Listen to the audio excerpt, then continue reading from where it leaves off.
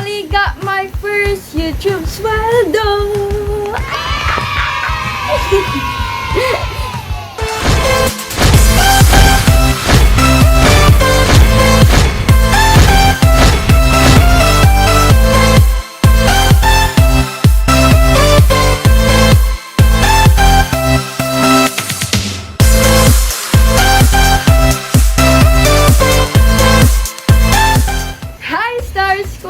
Welcome back to my YouTube channel. So before I started this vlog, don't forget to like and also subscribe to my YouTube channel and turn on the notification bell to notify you all the time I uploaded a video.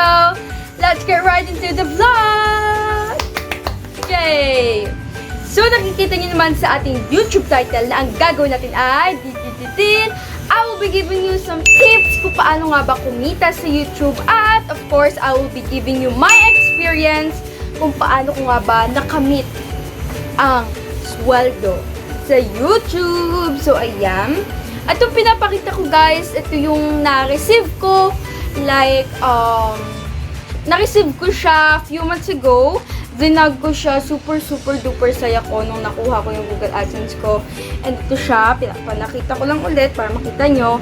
So, once na meron ka ng ganito, 100% sure nakikita ka na basta makakuha ka lang ng $100 threshold. And ako, nakuha ko yung $100 threshold. Yes! Kumita na po ako my first sweldo sa YouTube. So, I'm really happy because I finally experienced yung mga ganito. Dati, nakikita ko lang talaga to sa mga YouTube na para bang, ayun guys, my first YouTube sweldo. So, ako din kaya, nangangarap din ako na kailan kaya ako magkakaroon ng sweldo. And finally, this June, last week, na-receive ko na siya. Yay! So, ngayon, magbibigay ako ng tips at yung experience ko kung paano ko nga ba nakuha yung sahod ko from YouTube. So, let's start! So anyway, first of all, I want to thank all my viewers, all my supporters out there who always there para panoorin yung mga vlogs ko, and I'm really thankful sa inyo kasi hindi dahil sa inyo, hindi ko to makukuha, diba? Without you guys, hindi ko to makukuha. O yung nag-review sa video ko, and I'm really thankful kasi you guys support my videos na ina-upload ko sa aking YouTube channel. So I'm really thankful na umabot na rin tayo sa 200,000, wow! I mean, 2,500 plus subscribers. Road to 3K subscribers na tayo! Yay! So, really thank you guys so much. Without you, I will not be able to accomplish these things. So, yes, thank you so much, everyone. Anyway, second of all, sa mga small YouTubers dyan, marami kasi ko nakikita na mga bata din, like me, na aspiring vlogger. Ang masasabi ko lang sa inyo ay huwag kayong mawalan ng pag-asa. There's always hope in our life. If you really love vlogging, if that's really your passion, then do it. Diba? Just be yourself, be confident in front of the camera, magsalita ka, then boom, upload mo na. Guys, basta kailangan mo lang talaga ng mga basic equipments. Ano ba yung mga basic equipments sa pag-vlog? First of all is phone. You don't need a camera if you don't have camera. Just phone. Kahit ako guys, I've been in YouTube for 3 years na, and phone pa rin ginagamit ko, and walang mali doon. And I'm really grateful dito kahit wala akong camera, because as you can see, nakikita niyo pa rin naman yung mukha ko. So, there's no need to have a camera. Though, syempre, yung camera may mga effects kunwari, nabe-blur yung background nito, maganda yung focus niya. Pero at least may nagagamit kayo pang vlog habang nag-iipon kayo if you really want a camera, diba? So, second of all, you just need a basic lighting. You don't need a ring light like me. You can buy, you don't need to buy, pero pwede naman yung natural lighting lang from the sun. It's okay, and there's no wrong with that. Kasi pag nagsisimula talaga, dun talaga tayo nagsisimula. Basic lighting lang. Marami pa rin naman kahit ngayon, mga vlogger, basic lighting lang yung ginagamit nila, diba? Minsan, diba? And yeah, there's no wrong with that. Anyway, kwento ko lang guys yung experience ko sa pagpa-vlog. Kung ano nga ba, paano ko nga ba nakuha yung sweldo ko. Sa mga nagtatanong dyan na curious kung paano ko nga ba nakuha yung sahod ko, ganito lang yun. Once you're monetize na, monetize ka na, may makikita ka doon na verify your PIN doon sa Google AdSense account mo kung saan ka nag-sign in. Once na monetize ka na, makikita mo yung verified ad PIN if nakakuha ka na ng $10 threshold. So, ano nga ba yun? So, kailangan mo maghintay ng a few weeks, depends kung gaano karami yung views mo. Ako, nakuha ko siya I think nakuha ko siya after a few weeks or a few months. Siguro hindi naman naabot ng few months. Siguro mga 1 month or few weeks, ganon. Doon ko nakuha yung $10 and once nakakuha ka na ng $10, mag-i-email sa'yo si Google AdSense na pwede mo na i-verify pwede na i-verify yung PIN mo and ilalagay mo lang yung PIN mo. And, automatic na yun once nakakuha ka ng $10, automatic na ipapadala na yun sa bahay mo. Kaya make sure if maggagawa ka ng Google AdSense account, dapat tama po yung address ninyo kasi kung mali, hindi dadating yung PIN sa inyo. So, ito yung sa akin. Ito yung itsura niya. Then, sa likod, meron siyang pangalan mo and yung sa address mo. So, ayan siya. Then, i-remove mo lang to. Then, makikita mo dito yung PIN mo. Makikita mo lang dito. Madali lang yon. Makikita mo yung PIN mo, then isusulat mo na siya doon. So, basically, ang dating ng Google AdSense PIN mo is mga 2 to 3 months or 2 to 4 months.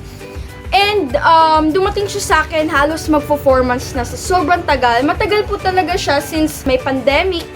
Medyo matagal talaga siya. Pero, di ba nga sabi nila, kailangan willing to wait tayo dito pag magbo-vlog. Kasi syempre, may mga matatagal talaga. Pero at least, dadating yung ad PIN mo. So, ito na siya sa akin. Super happy ako. Then, syempre, binuksan ko kagad siya. Tapos, linagay ko yung PIN. And, yay! Verify na ang aking address at pwede na ako kumita in YouTube. So, aaminin ko, medyo naging mahirap sa amin makamit yung $100 threshold. Kasi, hindi ka pwede makapag-cash out without $100. Yes, you can't pay out. Kunwari, ay gusto ko na to i-cash out tong $11 na to. Hindi pwede. Pinapayagan lang ni YouTube ay $100 threshold. So, medyo nahirapan din ako since syempre, hindi naman every time nagva-viral yung video ko. And medyo nahirapan ako pero sabi ko, no, nandito na ako diba? Nandito na ako, so kailangan ko na ito panagutan. Wow! Nandito na ako, so kahit mahirap, minsan walang mga views, pero okay lang sa akin yun.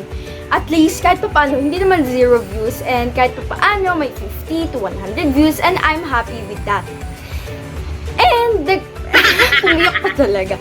So, anyway, ayun, dumating mga ilang months, then, finally, may nag-email po sa akin, June 23 or June 24, na nag-send na po sila ng payment dun sa linagay kong bank account, which is from my mom. So, then, syempre nagulat ako. Pero, eto yung dito. June 23 or June 24 ko siya na-receive. Then, nakita ko siya July 2 na sa email. Kasi parang nagtaka ako, magwa $100 na ako. Hindi ko kasi masyado tinitingnan din yung revenue ko. I'm just enjoying the vlog. Nag-enjoy lang ako mag-upload. So, trinay ko, chinek ko. Then, tinignan ko sa email if may nag-email na. Kasi, napanood ko sa mga tutorials, mga nagsasabi na kailangan may email muna. Once na may email na, ibig sabihin, makukuha mo na yung sahod mo. Tapos may nakita ko nag-email, parang na-shoot na nila yung, parang na-send na nila yung payment. So sabi ko sa mom ko, kasi syempre, sa kanya yung bank, if merong pumasok na pera, and yes, meron nga daw. So I'm happy with it. So it's like my first teacher's sweldo. I'm really grateful that day talaga, which is July 2, 2021. Though, na-receive ko yung payment mga June 24, mga June 23 to 24. So, yes, thank you, YouTube. Salamat po. So, yes. Ngayon, mag-iipon ulit ako ng $100 to cash out Diba? So, yun. So, thankful ako sa parents ko for being supportive. Like, pag minor ka kasi talaga, mostly, kailangan mo talaga ng guide sa parents mo para yung bank account details. For example lang, wala kayo pang bank, diba? Syempre, sa parents mo pa. So, ayun, ilalagay mo lang naman yung bank details mo doon kung saan mo siya mag-fill up lang kayo doon ng mga bank details mo, then automatic, marireceive mo na siya. Basta makakuha ka ng $100, marireceive mo na siya, at may i-email sa'yo na ito na, sinent na namin yung payment sa'yo. So, ayun lang.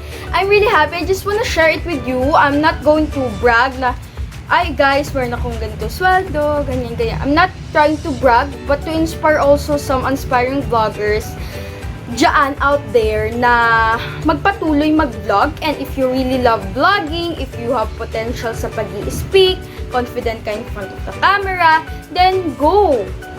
Go lang! Mag-vlog ka lang. Kayang-kaya nyo yan sa mga aspiring vloggers.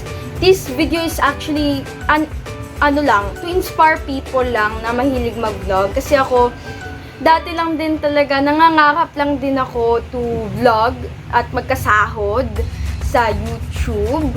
And finally, nakuha ko na siya. Which is, totoo na to. Hindi na ako nananaginip. Totoo na to talaga.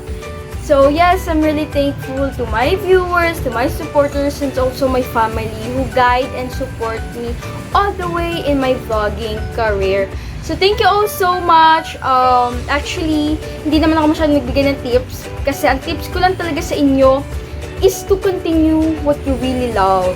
If you really love vlogging, then go for it lang. Kasi ako dati hindi rin ako masyadong marunong mag-edit. So, medyo basic editing lang. Until lang naman basic editing pa rin. Pero at least nag-improve siya. And ayun, kayang-kaya nyo yan. Go for it. Huwag kayong susuko kasi I know someday magagawa nyo rin yan.